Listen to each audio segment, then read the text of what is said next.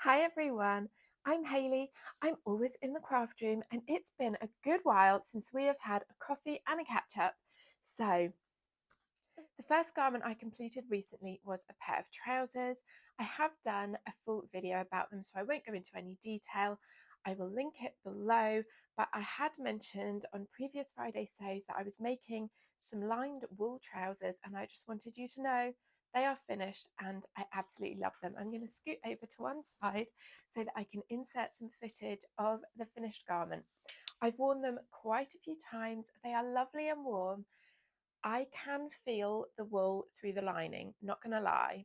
I fully line them in a tricot lining, and when I wear them, I'm aware of the wool, but it's not a problem. So happy to wear them, but so glad I lined them. After that, I got to work on a party dress for my friend's birthday. Now, I intended to do a quick little let's spend the day sewing video for that. It turned into a multi-part series and became quite the project, but I will say I'm super pleased with the finished garment. I absolutely love it. It's exactly what I hoped it would be. So again, I will insert some footage of the finished item and I'll link the videos below. I know some of you will have heard all about this and I'm sorry to repeat myself, but also YouTube doesn't serve up every video to every person or even every person that's subscribed. So I hate to mention things in a Friday Sews video and then never give you the update when it's finished. So those are my two finished garments, but you know me, one thing leads to another. And once I'd finished my party dress, I went to try it on and model it for my husband. We like to do a little fashion show when I've got a finished item. My girls were so excited to see it. So I put it on with a pair of shoes and then I realised I don't have an evening bag to go with it, which is honestly ridiculous given that I wear so much navy. But all of my evening bags were black. So what's a girl to do but make one? It was the Sunday afternoon. I had just got the roast in the oven. And I am not even kidding when I tell you that in the time it took me to roast my potatoes, I made a little envelope style clutch bag for the party. So the pattern I used was a new look pattern for a dress, and I'd had this pattern for years. I made the dress very early in my sewing career. I think it might have been the second or third garment that I made, and I wore it to a black tie event. And when I was thinking about a pattern for a little evening bag, it just sprung to mind that this envelope included a very simple bag pattern, and here it is. So the pattern piece is literally just that. And you basically cut out two of these and then sew them together along the bottom, leaving a gap for turning. And then you lay one on top of the other, fold it up and fold it down, and then sew around it. And then when you turn it all inside out, the bottom edge where you've left the gap for turning, which you can see I have not hand stitched closed yet, pops out there. So it's completely lined. How cool is that? Now, I wanted this to be quite stiff. One thing I really dislike about homemade bags is when they look all flimsy and saggy. So in order to make this a bit more structured, I guess I interlined it. I didn't have any fusible interfacing or even sew-in interfacing that was suitable for a bag project. All of mine was like sheer, super fine, elegant interfacing. So I went in my home deck stash and found an old fabric, quite a thick Hessian that I was not using for anything. And I cut out two of those as well as two of the outers. And then I spray basted them using a Hobbycraft spray adhesive designed for fabric. So I literally sprayed all over the back of the Hessian, laid it on top of the outer fabric, and then I did baste all the way around the edges as well, and then I treated them as one. The instructions only had you interface one of the outers, but just for extra heft, I did both, and I don't regret that decision at all. It was quite tough to turn, but not really. Now, Big Four instructions. Why are they just so stuck in ye olden days? The instructions are to make up the whole bag and then sew in snaps here and here. And you just wouldn't see that kind of instruction on any modern patterns from like Emmeline bags or Noodlehead, because these kind of metal magnetic closures are not hard to get hold of anymore. Maybe they were once upon a time, and so we were all using sew-in snaps, but not anymore. So the issue is that they have you make the whole bag and then sew the snaps on, but I wanted to use these, so I knew I needed to put them in first, but spatial reasoning is not my thing. I cannot work out where things are going to end up once they're turned inside out. So just going off the pattern, I marked the spot for the magnetic closure on both pieces of outer fabric. And then I installed a male and a female there. Can you see where this is going? Yeah, it's folding down and you're supposed to install one of them there. Well, actually, that folds up, that folds down. So you're supposed to have one on the flap and one on the body. I installed both of them on the flap. Oh, which is so obvious now I think of it. It really is. And what's annoying me most about this is that as I was setting this in and setting that one in the wrong place, I thought I should go and ask my husband about this. I'm not sure I'm putting it in the right place. Where's this all going to end up when I turn it inside out? And I really thought about going and asking him, and he would have worked it out and told me exactly where I was going wrong. However, tell me if you can relate. It was a Sunday afternoon, the sun was shining, the kids were playing so happily. They were having one of those bucolic, ideal Sunday afternoons, climbing trees, chasing butterflies, swinging on their swing set, so content. And I just knew that the second I stepped out of the craft room, they'd be like, "What's for dinner? When's dinner? I'm hungry." And I would ruin the whole thing. And my husband was in the garage. They were in between the craft room and the garage. And I couldn't run the gauntlet and ruin the Sundays then and this stolen sewing time. Because as I say, I thought of it, came over to the craft room, pulled out this fabric, which you might recognise. I made a backpack out of this last year. I'll link to that video below as well. That was another mammoth task where I was like, let's make a backpack in a day. And it took me, not even joking, 6 weeks. Anyway, should have asked my husband. I didn't. And as a consequence, front and centre on this bag, I don't know if you can see it, is a hole where I poked through the prongs for that. I took it out as gently as I possibly could. I wriggled them out, but I have definitely cut through some of the little dots. You can see it best on the side, I think. Oh, I was so annoyed.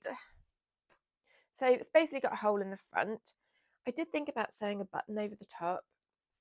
Honestly, the button was really giving me handmade vibes when I tried it. And I just thought, you know what, I'm going to an evening do. It's going to be under my arm. Will anyone even really notice? I don't think they will. When I came back to it in the morning, because you know when you're cross with yourself, it's always best to sleep on it, I was like, is it that obvious? And it took me a minute to find it. So I thought, if I'm looking for it and I know basically where it is and I don't spot it straight away, probably no one else can see it. Tell me what you think. Oh, is it awful? Is it fine? Anyway, either way, cute little bag. And you know what? Even if I had to remake it, the fabric was a remnant, the inner fabric was a remnant.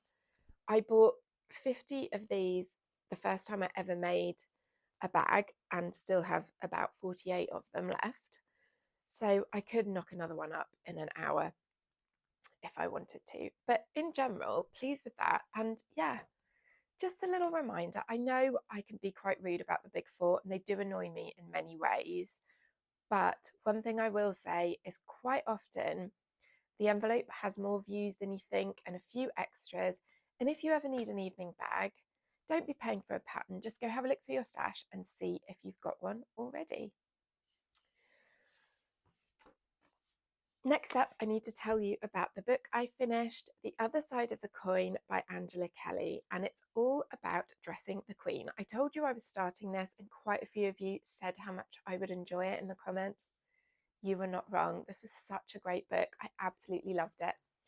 And it was one of those rare books where I really would recommend getting the real hardback copy rather than an electronic version. I tend to read most books on my iPad. Our library has the BorrowBox app and it's fantastic.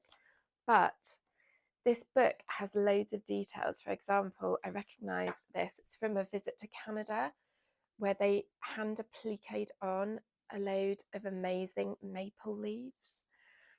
And throughout the book, Angela references things and then you flick to a different page to see it, and I just think you really would lose some of that in an electronic version.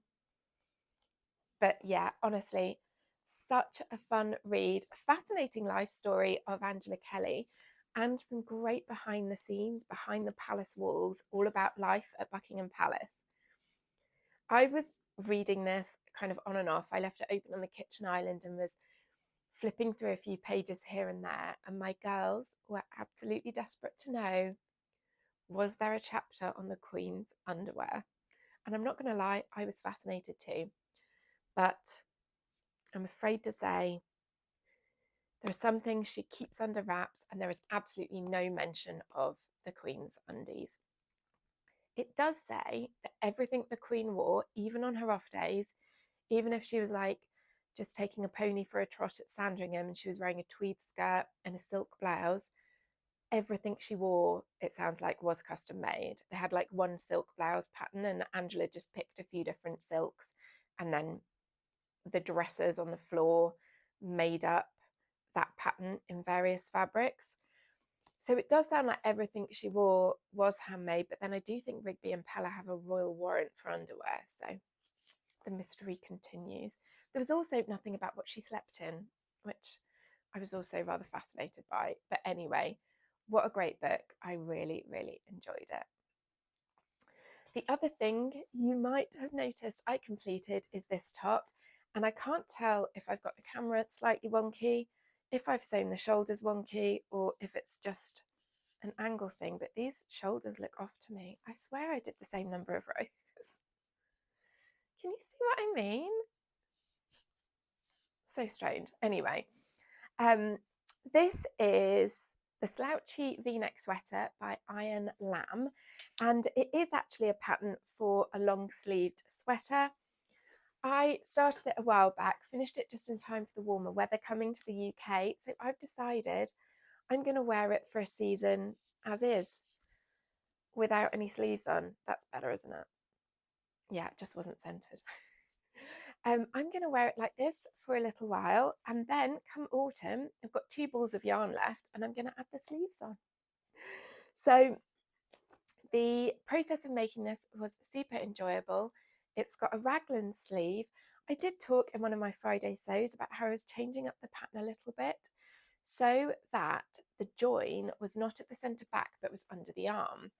And if I stand up, you can see this is the side with the join. And can you see the line that joining has created? It's not that obvious, is it? But it's also, it's different from that side, which is completely flat. So I am really glad that I moved where the join was, because otherwise that line would be down the centre of the back. And weirdly, it wouldn't be down the whole centre of the back, because it only starts after you join the v-neck. So yeah, I'm really glad I made that alteration. I am absolutely thrilled with this. I just love it. I think it's fabulous. It was more of a v-neck before I did the neck edging, which I think I did slightly prefer, but it does look better with a proper solid edge along there. So yeah, the yarn was Rico Essentials, and this is not a colour I would normally choose. So tell me what you think. Is it good on me or not? Um, I crochet quite quickly, and I find yarn so expensive. The yarn to make this would be like 40 quid, and honestly, at the rate I crochet, that's just bonkers. But I found this on eBay from someone's stash. I can't remember how much I paid for it. It probably still was like 25, 30 quid, but it was better. And I do love to give things a second home. If we can stop new stuff being manufactured, all the better when it already exists in the world. So I thought I'd have a punt on this colour. And I think I do actually quite like it. I had my colours done years ago, and I am allegedly a winter and look best in jewel tones. If I wear pastels, it has to be on the icy side of the spectrum, apparently. But I have to tell you, I'm terrible at understanding colours and like what's muted and what's bright and what's cool and what's warm.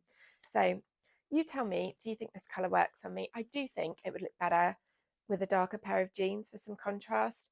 The bottom edge is just some single crochet, but I love how it like tucks it in a bit. You do one row of decreases and then the single crochet, and it like automatically tucks it under so you don't have to do a half tuck. I think that is really fab. So yeah, I'm very, very pleased with this top.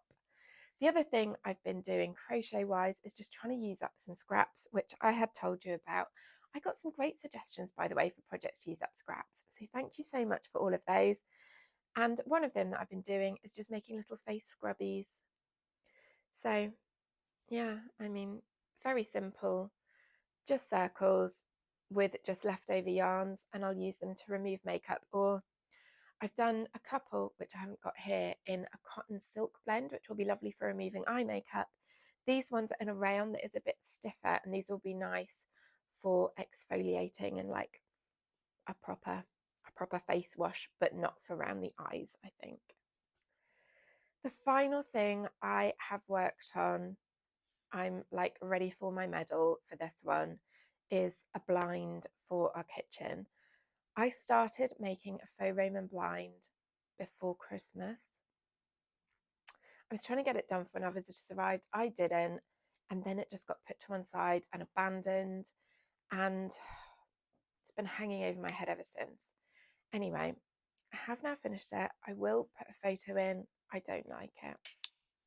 I just don't think it looks very good. I can't even put my finger on what's wrong with it. Is it too long? Is it too floppy? I don't know. But I don't like it. But at least it's no longer in the craft room and it's hanging up in the kitchen and out of the way. I think I might investigate making some kind of fabric covered wooden cornice instead, because as I say, not loving the blind. But the main thing is, at least it is done. So that is everything I've been up to in the craft room lately. I hope you've had some time for sewing and other crafts, and I hope to see you again soon. Bye.